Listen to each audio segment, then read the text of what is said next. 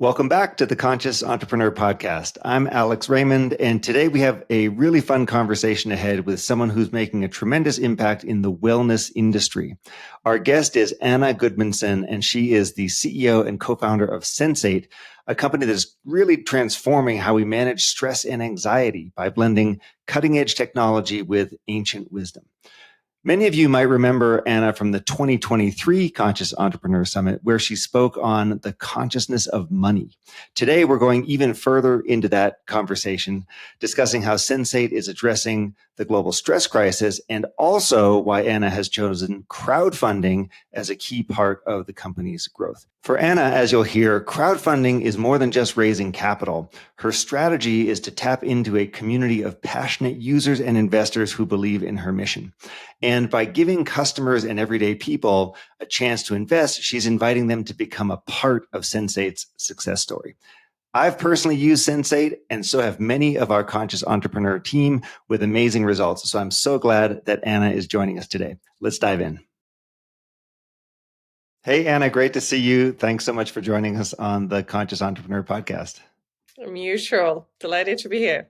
Yeah, last time I saw you was actually at the Conscious Entrepreneur Summit in 2023 when you were on stage participating in a discussion about the consciousness of money. And that was one of these sorts of sessions that got a lot of discussion, a lot of really positive reviews because you were changing how people think about that. And today we're going to take this discussion about the consciousness of money even farther and explore how you're using that and what your thinking is around fundraising for your company, Sensate. And before we start getting into that part, I think it's worth understanding a little bit what's Sensate, why is this important, what are all the cool things it does. As you know, I've used Sensate. I gave it to all of the volunteers for our event last year, so everybody loves the product.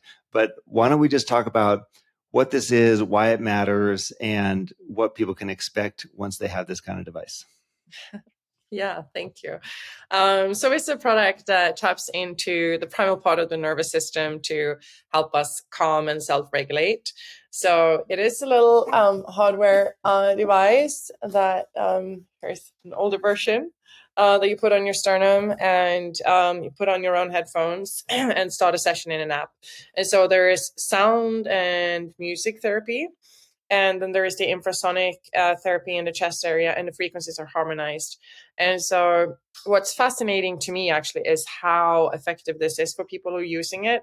And I think it's because we're tapping into something that's very natural to the body, which is sonic waves. Sound and music and sonic waves is all over the universe. and also the fact that we're kind of trying to emulate a little bit like the body's own technology. So for example, Om in yoga, it's to tone the vagus nerve. And so done correctly, we get the vibration into the chest area versus resonating up here. And the vagus nerve goes through the center of the chest. And so this is ancient knowledge and sort of cutting edge technology brought together to a product that is, helping many, many thousands of people all over the world. I'm a huge fan. I love it. What are people getting out of this? So we hear a lot about vagal. I mean, not a lot, but we hear sometimes about the vagus nerve these days in 2024. But what's actually happening inside of my body? How is this helping me to get to a more restful and relaxed state? Like, talk about the physiology here. Yeah. So first of all, like the use cases, typically people, we have a lot of users that use it to wind down and sleep, but actually the majority is stress, anxiety, overwhelm, and what can be challenging, because I think, stress is part of life, but, there's definitely many of us that have a little bit too much stress. And so it's really important to have a way to self-regulate. And, a huge promoter of meditation and breath work. But what we can see as well, and what Stefan could see, my co-founder in clinic, he's got 30 years of experience pioneering integrated healthcare, was that especially when people are feeling unwell or really overwhelmed and stressed, it's extremely hard to meditate. And it can be sometimes even just sitting down when your heart is racing and your breathing is shallow, it can actually make you feel worse. So we're both meditators, we're both huge promoters of meditation, but he could really see in clinic with patients that they needed a way to access the same thing as you could get if you did like an hour of warming, for example, but needed a way to self-regulate. So I think that the reason this is really helping so many people is that people are feeling calm, they're feeling the relief, they actually enjoy the experience, which then makes it, and it's accessible even when people are feeling quite wound up. And I think that's a really, really important part, because then we start to be able to self-care and take out our Sensate and do that thing when we need it, which, is just so important in life to be able to self-regulate when we have stressful moments. And then a lot of people using it before sleeping. So, what's happening? In essence, we've done a bunch of research which is showing, for example, significant faster falling asleep and having more sleep. Also, a significant increase in theta brainwaves and decrease in beta brainwaves, which shows that we're actually taking a person towards a meditative state from the very first session. So then how does it work? I think it's a little bit of body magic, but in theory, right? We have both a lot of research already done on the positive effect of music therapy, so we're using specific frequencies for that. But I think also the magic of infrasonic waves was infrasonic waves, cat purr, for example, and also there are actually cathedrals that have organs with infrasonic pipes. And even Bach composed some of his compositions, including those, because it creates a sense of awe and expansion. And so, it's something that we've known for thousands of years, hence oming, chanting, humming. And I think the vagus nerve is now back in the picture. It's been such a central part of Eastern medicine for should I say, thousands of years. And, it has such fundamental functions, regulating the stress response, a lot of the autonomic parts of the body. And obviously what we're focusing on is that stress response. So with strong vagal nerve tone basically means stress resiliency. So the counter signaling when we get a trigger means that we get that little extra space of choice before we react. And so there is both the near-term effects, which is coping with situations, falling asleep, feeling better in the moment. And that is such an important part for continuous usage. And then there's also the cumulative effects, which I'm now experiencing because I've been using it for over 3 years, which means that I sink very fast into deep relaxation when I start using a session, and then also obviously the increase in stress resiliency. There's a couple of really interesting points there that match to other themes we've heard about on this podcast for people. So first, you said that when you're really agitated or stressed out, it's hard to meditate. Like, yes, no kidding. So if you're like in this really activated state, going and sitting in a room, you're still going to be activated and worked up. And a lot of the conversations that we've been having recently on the podcast around how do we reprogram the body, because the body can send so much more information to the mind, and the body can really sort of get into homeostasis faster. And really what I believe, you're talking about with vagal tone has to do with activating the parasympathetic nervous system instead of always being in a sympathetic nervous system state. So more regulated, more calm and more cool. And the neat thing about being able to use a device like Sensate is you just put it on your chest and it's bringing your body into a certain state. And then guess what? That's helping your mind then to relax, as opposed to just saying, okay, mind, it's time to relax, which the mind never does when you talk to it like that. And so it's really cool to see that shift around how we're approaching these things. Did I get all that right? Is that a fair summary of where we are? Yeah, no, absolutely. And I think like one of how I would describe it is like my personal hack actually is to use it in the afternoon as an entrepreneur. It's not the recommended use case, but I work really, really long days. And so to have that energy in the afternoon, I need to recharge my nervous system. I'm very active, very energized. And most of the meetings as a CEO of a company, I'm either running them or I'm pitching or I'm, something, right? So You're always it's on. Yeah. very activated state, and it is a positive activation. I love my job, but then you still exhaust your prefrontal cortex, etc. So for me to if I might have a short break in the afternoon, and there is no way for me at that point to quiet my mind. I have 2,000 follow-up actions and ideas and things I need to do. So for me, put on Sensate headphones, start a session, and then I was like, just sink into it. And it moves much faster now. When I started doing it, I didn't sink into that deep relaxation until towards the end of the session. Now it happens kind of early in the session. And then it's almost like the thoughts just go into the background. So it's more accessible. And I think that's what people, really like about it. And I also wanted to comment on, it's not only about being, what a nervous system state you're in, but actually to have poor vagal nerve tone is kind of terror, because every trigger you get activated. And then you lose your connection to prefrontal cortex, your executive function, or your problem solving, and that's when you lash out at people or shout at your kids or take the wrong actions. Never mind the fact that it also suppresses immune system, digestive system, and all the health issues we get from it. But I think having a way to self-regulate and improving vagal nerve tone is critical in life, and it's freedom to have more of it. So let's talk about the current state of the business. I know that you're going through a crowdfunding round right now. Tell us a couple of things. So I want to know, what's the current state of the company? So like, how's it going? Are we hitting all the milestones that you hoped to hit when we talked last year? Are we moving in the right direction? And then I also really want to hear about, why crowdfunding, what you're getting out of it, so that the audience can understand a little bit more about that dynamic. Yeah, no, for sure. Thank you. So big milestone coming up, which is we're on track to profitability within 6 months, probably sooner actually. So that's very exciting. Have we hit all the milestones? Well, some overachieved, some not hit. Last year was definitely a bunch of challenges. And I think also it's important to have the flexibility. The last few years, every round was all about just growth. And I think now in the current climate, it really benefits us that we're closer to profitability and have healthy economics on a unit level.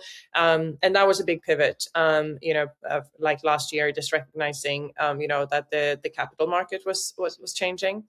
So, but very exciting. We're now at over 17 million of total revenues to date since 2019. But five. And is that devices, or are there subscriptions associated with this there's too? Subscription as well. That was a big, important strategic deliverable we launched last year, and very much exceeded our expectations. We anticipated about 7% attach rate, given that we've been selling the product without it for 3 years. So, and we actually had over 50% attach rate. So it's kind of aligns with the high usage that we have, and also obviously price point and things like that. But that was definitely very good for the business and for the user, because there's about 2x engagement with Plus users. So obviously then people are getting the benefits out of the product,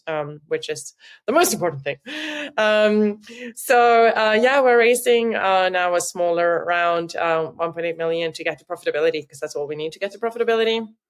Extended to C terms, and we're doing a crowdfunding on the side. It's basically we are accepting money from VCs. We have several VCs that are already in, but we have tried to allow our customers to invest as well. So our customers and also practitioners and partners and people who really care about the product, and are able to invest via the SPV on WeFunder on exactly the same terms, right? So that's important, and it is very much part of our ethos as well. So we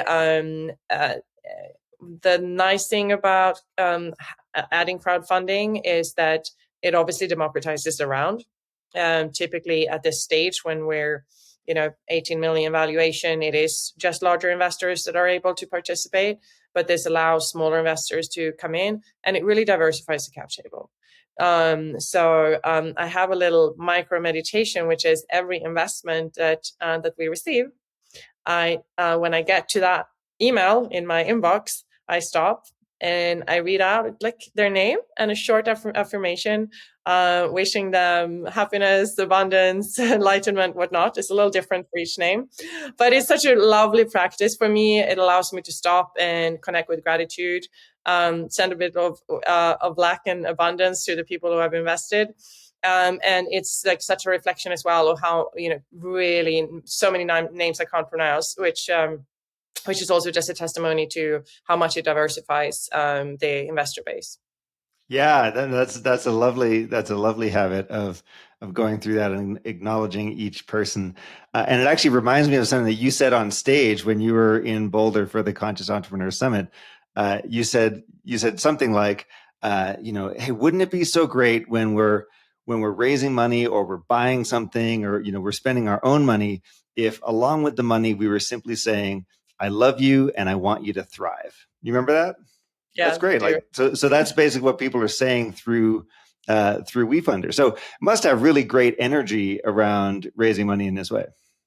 It does, and I mean, I think that the whole team loves it because we have we have customers that don't invest, I never heard of WeFunder, and just do it because this product's really changed their lives. The the positivity and the reviews and the feedback from these investors are amazing. So they really are investing, both obviously because of our growth and the market and the opportunity, but also very much because they do love us and want us to thrive. And so it is a beautiful energy exchange, and I think it just is very motivating for the team, because we all want these people to be abundant. So it's a good motivator to work towards. And we have amazing venture capitalists. Investors as well, actually, that I'm very, very grateful, and some very specifically investing in a better future, like Dangerous Ventures, for example. But in general, like very, very good and friendly venture capital investors. Been very lucky. So it's not common, at least it's not my understanding, that a lot of people will do both institutional raise and crowdfunding at the same time. Is that something that people often do? Like, am I mistaken about that? And what are some of the trade-offs that occur if you're not doing just an institutional round or just a crowdfunding round? You're doing kind of a hybrid. It is a little more work. You're basically, I'm, as a CEO, obviously spending an extraordinary amount of fundraising in a normal way and speaking with investors. And at the same time, we're running a quite significant campaign. Because obviously we need to connect with people. We need to get the crowdfunding up. There's a lot of content, and we need to make sure that they have updates, that all the information is available. And before then, it's finding a Form C and doing review or audited accounts. So it's a bunch of work, but it's been very, very positive for us. And also not to ignore that WeFunder has something like 4 million investors on there. We're a mass market consumer brand, so it also provides obviously visibility for the product. And so investors become customers, customers become investors. So it is a really beautiful, positive flywheel, and especially I think suitable for this type of consumer product that people connect with. And also there's so many good reviews about the product online, and Trustpilot, whatnot, Amazon. People go and look themselves, and so that all feeds sort of the same momentum. And I think Yeah, you gotta do things your way. I think it can be a little non-traditional, and there's a bunch of things. Even with the company, it's not a super traditional company. Obviously, the product is quite innovative, and I think it's just I'm very confident with our strategy and what we're doing. I'm very confident in explaining how beneficial this is for us. And if an investor is unable to see the benefits, then it's probably not a right fit, because it's so obvious how this is good for the business and good for them. So it's not a random decision. It's something that is very fruitful, and always looking at three-way wins, because it is also obviously allowing people to come in on the round. Did you get any pushback from VCs who didn't like the idea that this was also going out to crowdfunding? A little bit. I think it's an education aspect, because crowdfunding back in the day was more complicated. And for example, now everyone has some kind of custodian structure or SPV, so special purpose vehicle, which means that there's only one line on the cap table. So that was an old problem that has been solved since a long time. And there's been a lot of improvement from the regulatory perspective. There's a lot of transparency. There's a lot of the kind of problems that existed before have been resolved. So less and less so. And I think also, again, even if there is some hesitation, if I explain all the benefits that we're getting from it, they just realize, okay, well, this is actually a really strategically smart move, and innovative, but it isn't dragging anything down. It's just adding, and obviously it's adding a bit of capital as well, but maybe not the same size as the. To your point of a three-way win, if your customers like the product and now they have the ability to own a part of the company, that makes them excited, makes them better ambassadors, and they're then telling their friends. So it presumably helps with marketing and advocacy, as well as giving you a little bit more money to fill out the round. 100%. I mean, it is all about community. I mean, it's called the community round. We're inviting our community. We're building the community. So 100%. A decent number of the people who listen to this podcast or come to the Conscious Entrepreneur Summit are looking at different fundraising models, right? Including crowdfunding, like you're doing now. What's your advice on how to get started? Like, how do I know, is this the thing I should be doing?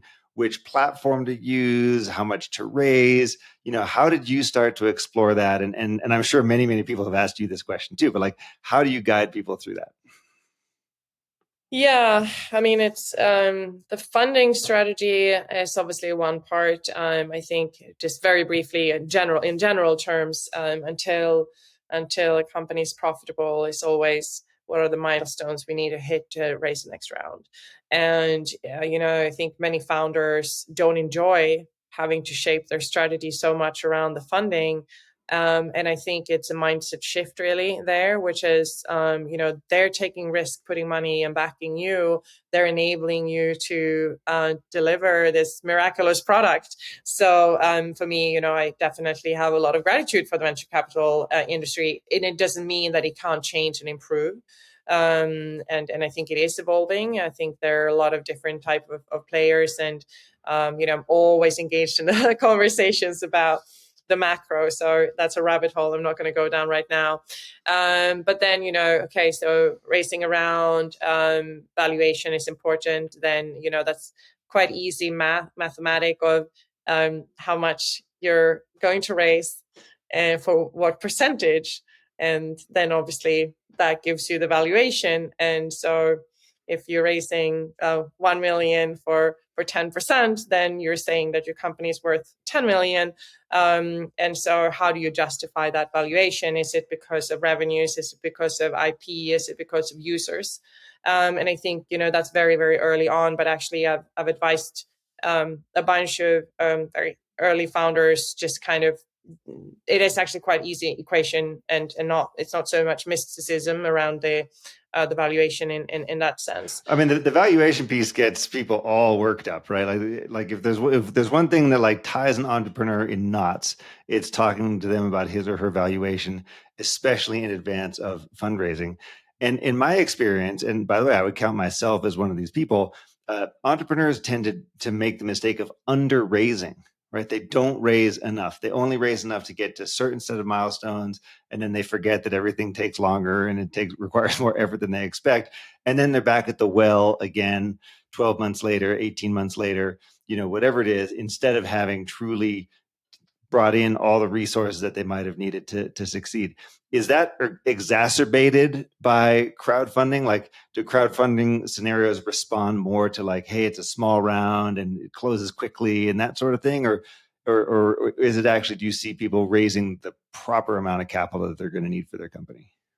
Well, so firstly, I think you don't always have a choice. I mean, if you can't justify, that your company's worth 10 million, you see what I mean? Like, there is no perfect way. There's no ideal situation. So sometimes it's just like, you didn't do it wrong, just keep going. And sometimes we have to race over and over again and deliver milestones to be able to raise the next round, right? With crowdfunding, if you're going to raise large amounts, you need to also raise large checks. So very often those rounds that are 3-4 million also have venture capital, family offices, larger investors in.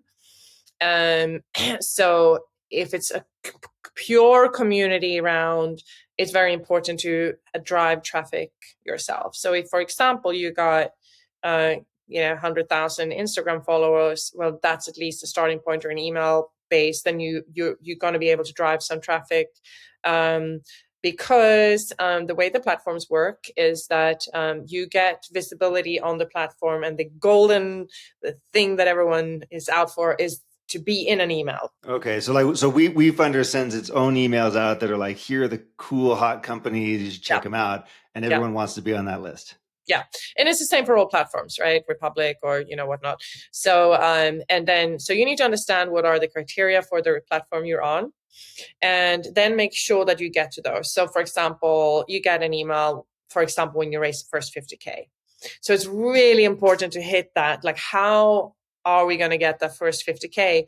And so is there an existing investor? Is there a 25K check that we can get from someone? So it's a bunch of planning. And then, to maximize on those emails. And then there is a frenzy of activity. You do webinars, and you do tons of updates and email blasts and whatnot. So this is like a lot of activity, and engaging your own customers, your own communities, Facebook groups, Instagram groups, whatnot. And then, every now and then you hit a milestone and you get an email, and then you get some of the platform investors to come in. So, for small initial rounds, you're raising your first 50K.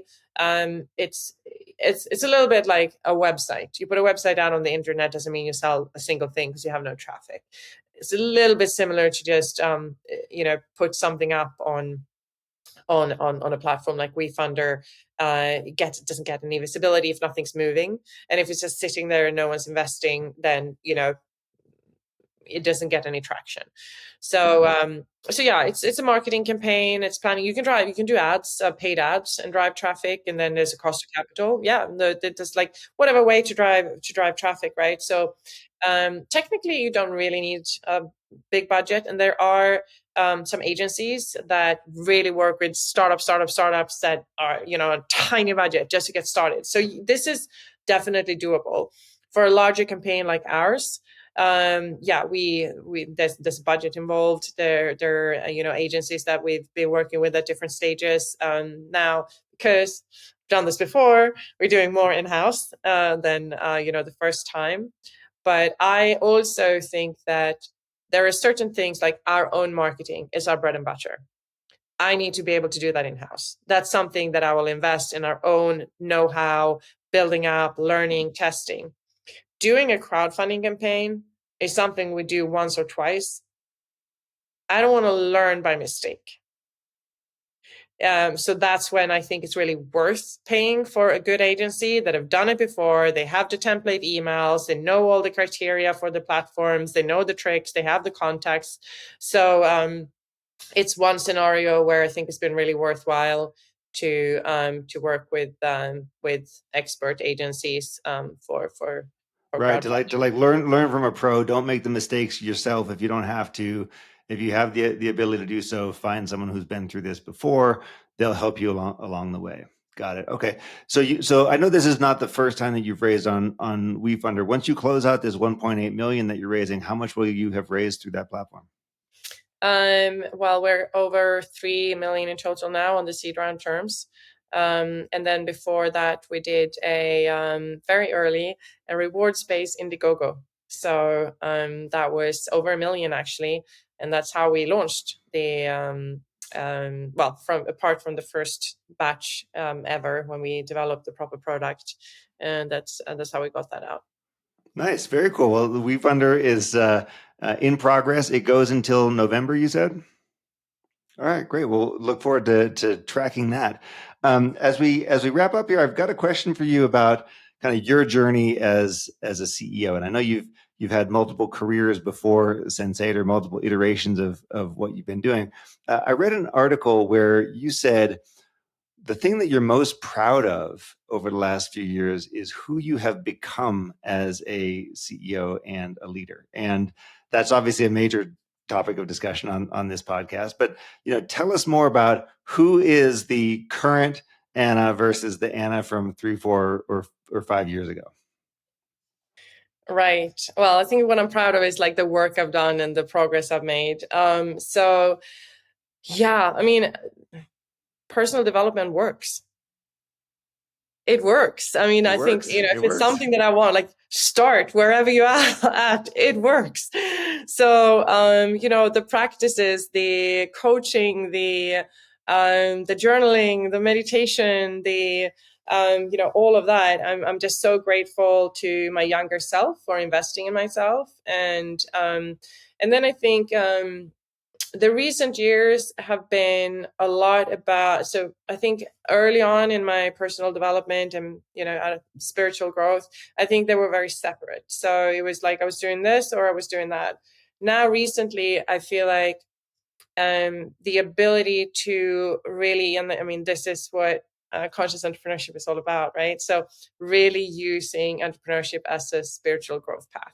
Yeah. And, I love the community. I love the summit. And it's just like, that is, if you haven't formulated it for yourself, to have that forum that you're creating, I think is amazing. So that has been, because you have moments every day. As an entrepreneur, you're challenged several times a day. So to actually like, oh, wow, I can use this to grow is a beautiful shift from triggering a stress response to the stop, pause, and using the challenges to grow. And then, I am so on the path. I got 1 million miles to go, but to try to integrate it more into how I show up and into the team as well with, I think at least the conversations around meditation and stress management and all of that is very much part of our culture. And so that is also a very important part for me and very motivating aspect, which is how do we build a team in this incredible paradox of running a stress resilience, stress reducing company, but we're a startup, we're under resourced, we're working our asses off. So, so to at least, have that as something that we're all talking about and aware of and improving and sharing tips and connecting. I think the connection part is really important as well, especially since we work a lot remotely. So, always work in progress, but I say that, the personal / spiritual growth, it's a never ending journey, but every step is rewarding. The way I say it is the inner game is an infinite game. Yeah. Yeah, well, super. Anna Gudmundson, thanks so much for joining us. I really enjoyed hearing about Sensate, your progress on WeFunder with the funding, and all the cool things that you're doing out there in the world. Thanks so much for joining and being part of the Conscious Entrepreneur community. Thank you, Alex.